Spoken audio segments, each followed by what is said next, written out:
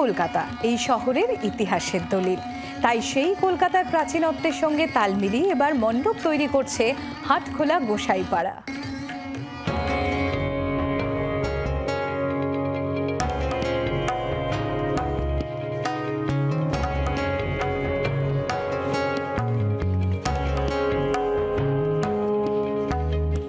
হাটখোলা গোসাইপাড়ায় চলতি বছরের থিম সেই সময়। সময়ের পরিবর্তন হয় ঘড়ির কাঁটা ধরে। ফেলে আসা সময়কে আমরা ভুলে যাই।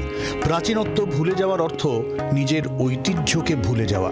প্রাচীন ভাস্কর্য, প্রাচীন স্থাপত্য, প্রাচীন সংস্কৃতি। এবার সেই ঐতিহ্য ফিরিয়ে আনতে চান শিল্পী শুভেন্দু পাত্র। আমি যদি দেখি আমাদের লোকায়িত মন্দির ভাস্কর্য থেকে আরম্ভ করে সব কিছুই পরপর বিলুপ্তের পথে যাচ্ছে, তো সেগুলোর আর্কাইভ পয়েন্ট কোনো কিছু থাকছে না। আমি যদি বাঁকুড়া, বিষ্ণুপুর ধরি, সেগুলো ক্রমশ ক্ষয়ীভবনের পথে চলে গেছে বেশিরভাগটাই। যে কটা বেঁচে আছে সেগুলোও ঠিকঠাক যে আর্কাইভ হচ্ছে তা দেখতে পাচ্ছি না। তো তার ফলস্বরূপ আমি এবছরের দুর্গাপুজোর থিম রেখেছি সেই সময় বলতে একটা সময়কে নিয়েই কথা বলছি। ৮৮তম বর্ষে উঠে এসেছে পুজো পার্বণে তৈলচিত্র, পটচিত্র। পুরনো কলকাতা হাটখোলা শোভাবাজার এলাকায় এবার আধুনিক শহরের মধ্যে পুরনোকে ফিরে পাওয়া।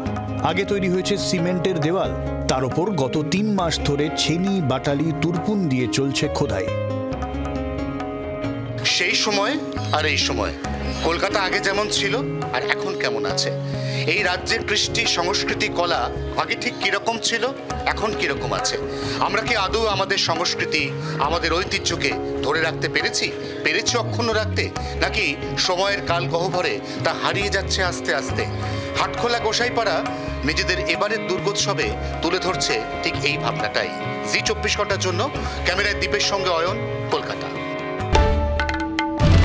বাংলার আওয়াজ, বাঙালির আবেগ, জি ২৪ ঘন্টা।